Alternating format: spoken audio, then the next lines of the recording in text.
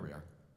Sorry, Garrick, I forgot to turn it on. Thank you so much for joining us this afternoon. As you may have noted, if you were here for the first concert, we're dedicating our concerts this semester to our, we'll call it the pre-celebration, pre-party run-up to the semi-quincentennial. And the first concert, our theme was Liberty and Justice for All. And this one we took our quote from the actual Declaration of Independence. Okay? We hold these truths to be self-evident. We're endeavoring to bring about and honor a variety of cultures and populations within our wonderfully diverse country, the United States of America. Our first composition, rightly so, is called The Willing, commissioned by Cornell, Ithaca, and St. Olaf Colleges to honor all military service personnel, active and veterans, and also first responders, the people who put themselves in harm's way to keep us safe and to keep us free. This is The Willing by Carl Schrader.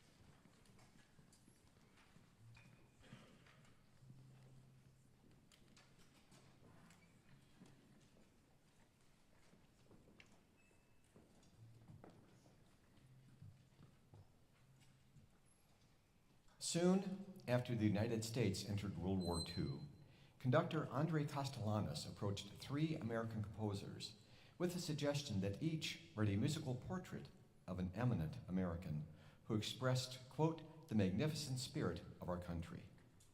The proposal resulted in Virgil Thompson's The Mayor of LaGuardia Waltzes, Jerome Kern's Portrait for Orchestra of Mark Twain, and Aaron Copland's Lincoln Portrait.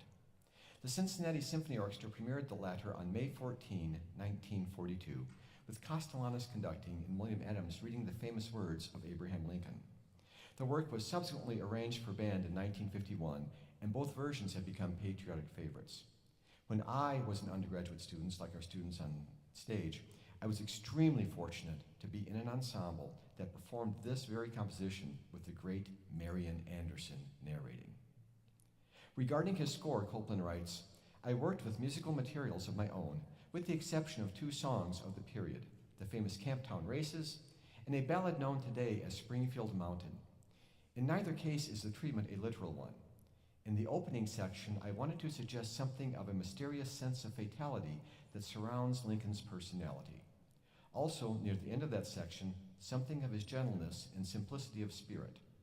The quick middle section briefly sketches in the background of the times he lived. This merges into the concluding section where my sole purpose was to draw a simple but impressive frame around the words of Lincoln himself. Today, our narrator is someone who is well known and highly respected throughout the Whitewater community and region. His entire life has been one of quiet service, helping others through his vocation and avocations. His life is the personification of the belief that all people are created equal and deserve to be treated with respect. It is truly an honor to have him with us today. Would you please welcome to the stage Mr. Lynn Binney.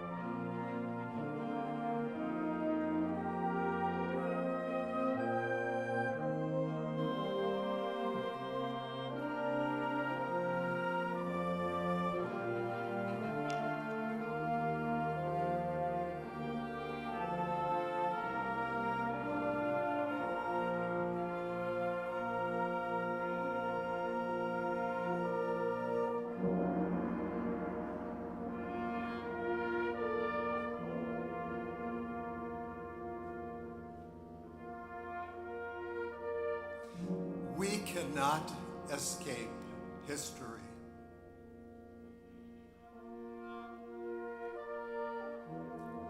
That is what he said. That is what Abraham Lincoln said.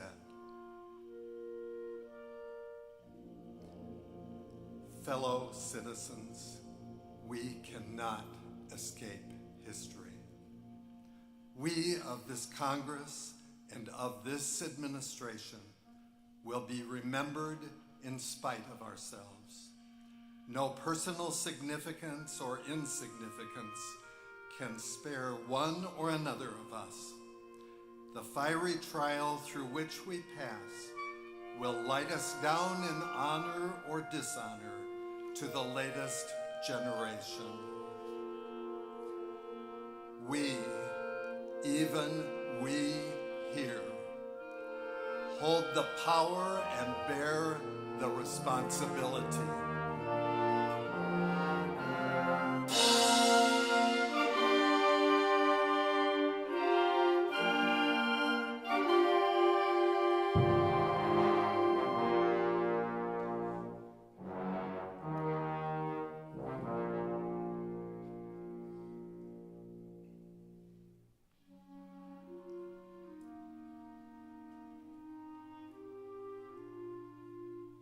He was born in Kentucky, raised in Indiana, and lived in Illinois. And this is what he said. This is what Abe Lincoln said.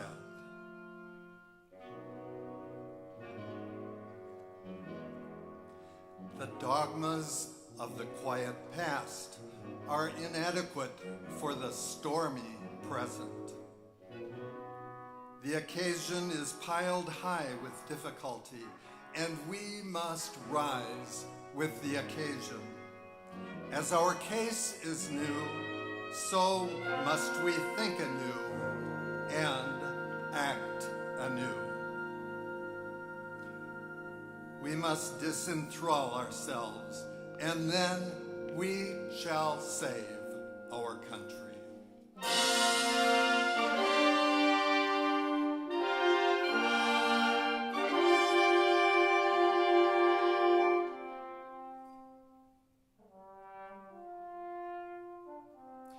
When standing erect, he was 6 feet 4 inches tall, and this is what he said. He said, "It is the eternal struggle between two principles, right and wrong, throughout the world. It is the same spirit that says, 'You toil and work and earn bread, and I'll eat it, no matter in what shape it comes.' Whether from the mouth of a king who seeks to bestride the people of his own nation and live by the fruit of their labor, or from one race of men as an apology for enslaving another race, it is the same tyrannical principle."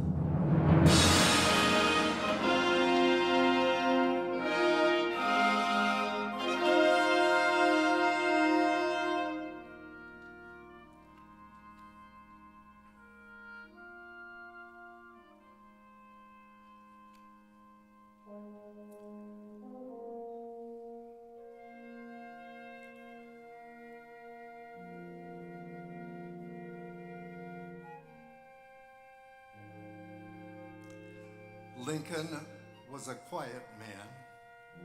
Abe Lincoln was a quiet and a melancholy man. But when he spoke of democracy, this is what he said. He said, "As I would not be a slave, so I would not be a master." This expresses my idea of democracy. Whatever differs from this, to the extent of the difference, is no democracy.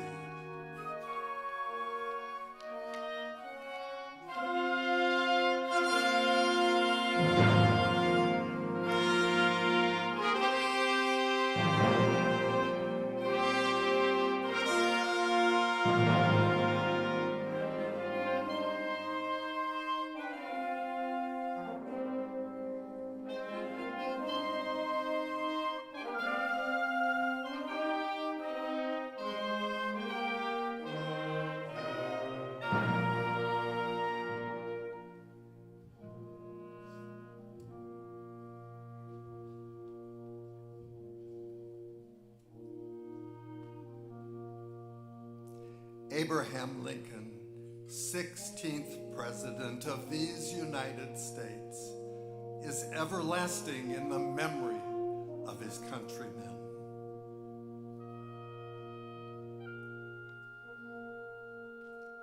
For on the battleground at Gettysburg, this is what he said.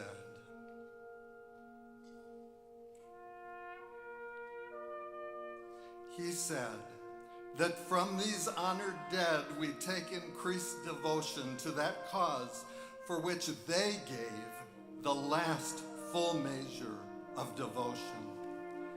That we here highly resolve that these dead shall not have died in vain, and that this nation under God shall have a new birth of freedom, and that government of the people, by the people, and for the people shall not perish from the earth.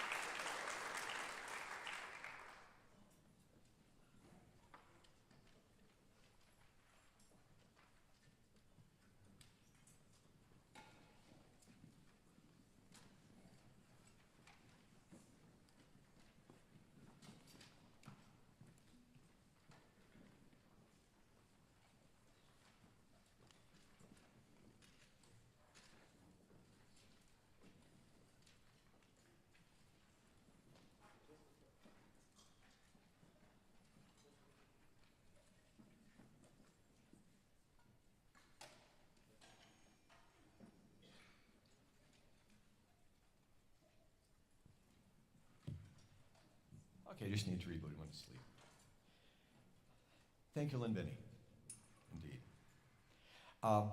Just for clarity's sake, the next piece, A Mother of a Revolution, is not about Betsy Ross. It's very far from that, because I mentioned we're working, I'll just read what I wrote. Heroism, activism, and bravery. 3 words that could describe so many change makers in the history of the world. Those who are willing to stand up in an effort to make the world a better place. Those who cause us to pause, remember, and reflect on the truths that were declared 250 years ago. Omar Thomas, the composer, states, raids of gay bars frequently occurred during the 1950s and 60s. In the early hours of June 28, 1969, members of the New York City Police Department raided the Stonewall Inn.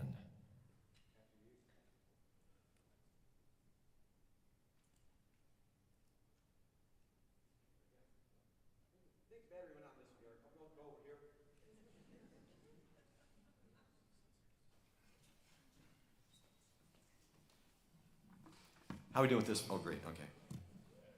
Thank you. After years of feeling targeted for who they were, patrons resisted arrest.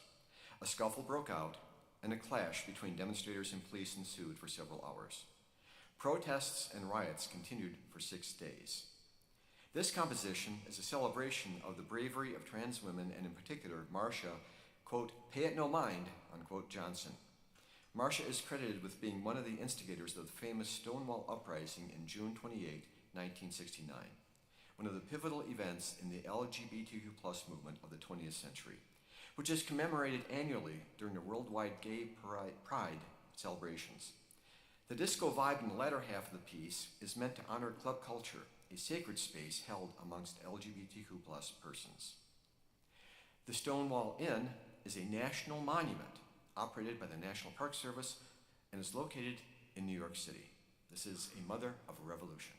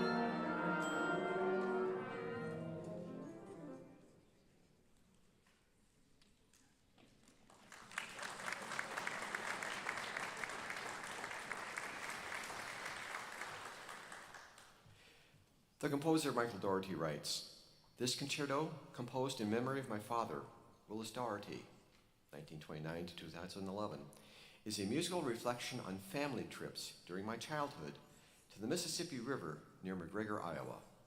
In July and October 2012, I returned to the Mississippi to make 2 road trips from McGregor to Hannibal, Missouri. Along the Great River Road, I explored small river towns and snapped photographs of scenic river vistas. Local boat owners also guided me to the secluded wildlife havens and murky backwaters of the Mississippi River. All the while, I was collecting sounds and musical ideas and an emotional framework for my tuba concerto. In the first movement of the concerto, Mist, I reflect on sunrise as seen and heard through a misty haze over the Mississippi River. After an opening ripple, the tuba intones a mystical melody that ascends through the shimmering chords. The title of the second movement, Fury, recalls the turmoil of the Mississippi River in the fiction of William Faulkner and in the history of the Great Mississippi Flood of 1927. Like the jarring time shifts in Faulkner's 1927 novel, The Sound and the Fury, the music I've created consists of dissonant harmonies, turbulent polyrhythms, and clashing 3/4 and 5/4 time signatures performed simultaneously. In Prayer, the third movement, I meditate on the calm mood of the Mississippi River seen from a high vista, overlooking the water as far as the eye can see, as sunset turns into a clear and starry night. Glockenspiel, vibraphone, chimes, and piano echo like distant church bells down in the valley, while the tuba plays a lyrical, soulful melody. The final movement, Steamboat, conjures up colorful tales from life on the Mississippi by Mark Twain. Traveling down the Mississippi River, I have composed lively music that follows the gambling steamboats from Twain's hometown in Hannibal, Missouri, to the final stop in New Orleans. Much of the tuba plays a central role in Zydeco and second line music of New Orleans.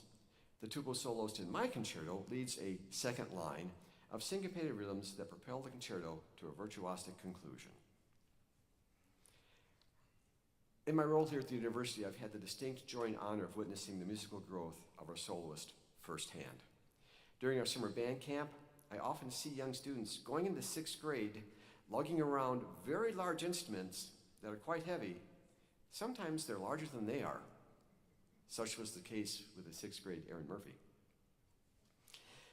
Through her annual participation in the summer band camp, I witnessed the absolute dedication to her musical calling and heard the exponential musical growth in her playing and understanding of music. She was a member of the 2020 Symphonic Wind Ensemble that performed at Carnegie Hall. She is now a doctoral fellow in tuba performance at UW-Madison, and it is an absolute thrill for me to welcome back to our stage our soloist, Erin K. Murphy.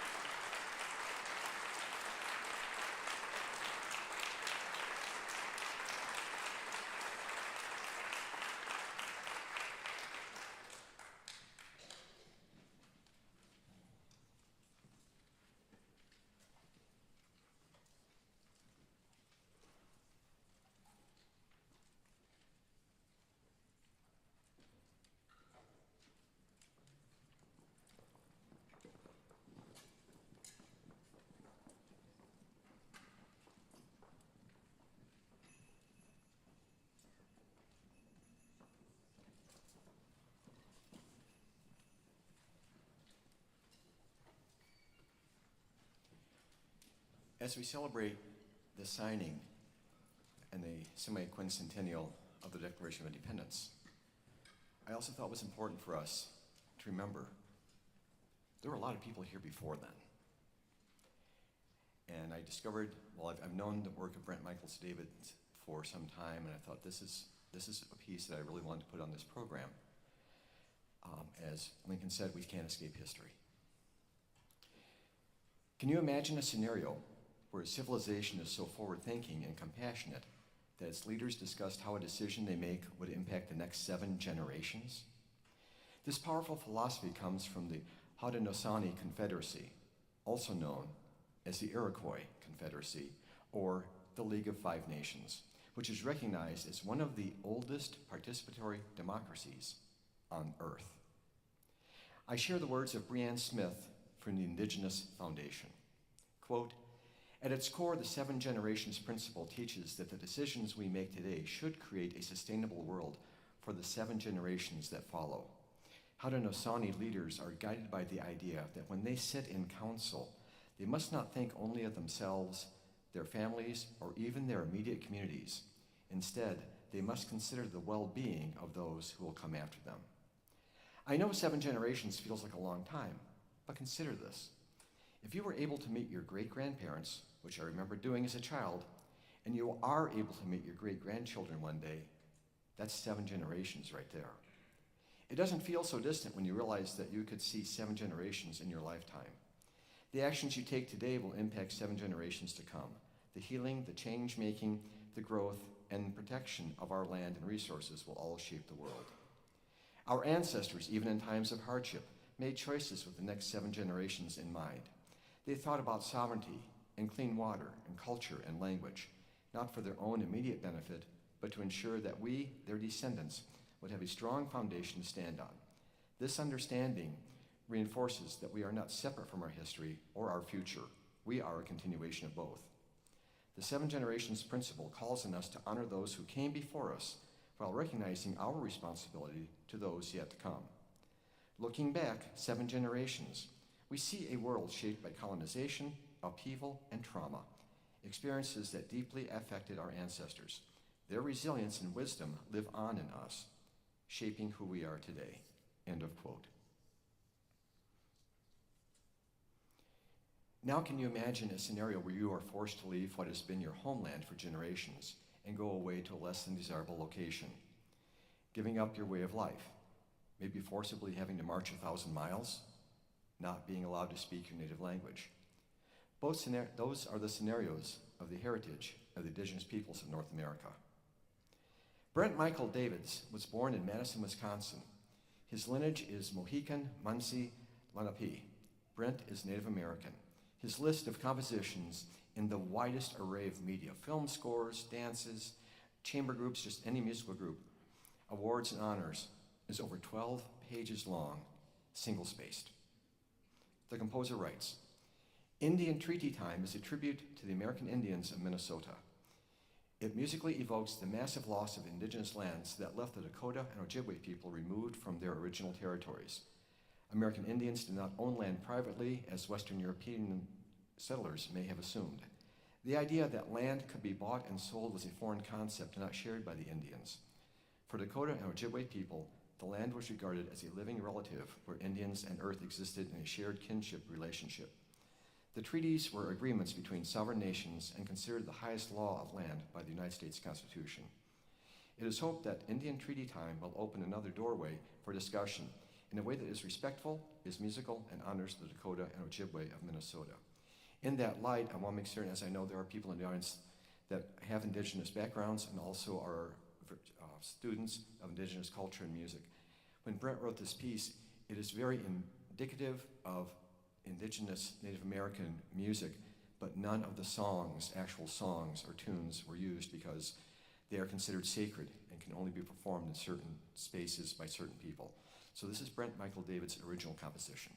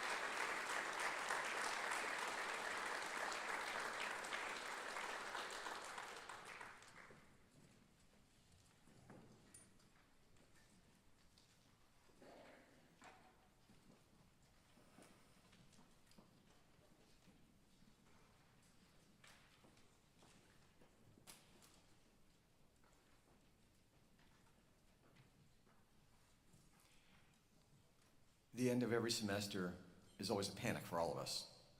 But it's also a very sad time because we end up saying goodbye to people who have been a vital part of this organization, of the department, on campus, and we've watched them grow for 4 or so years. And it's great to see them go on in life, but you hate to say goodbye.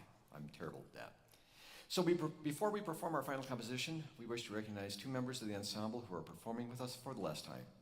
So you can either wave your hand, Michael, or stand up, Emma, because we have 2 different sections going on here.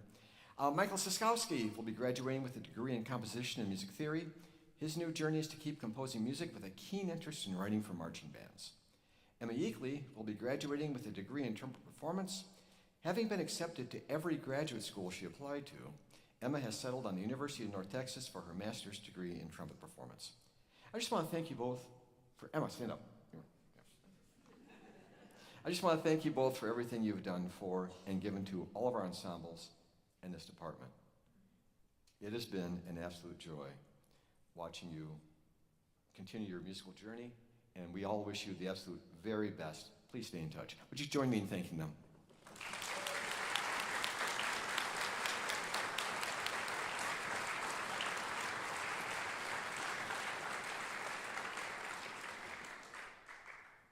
I couldn't think of a better way to close this concert or the semester and head into the semi-quincentennial. I just enjoy saying that word since I learned it.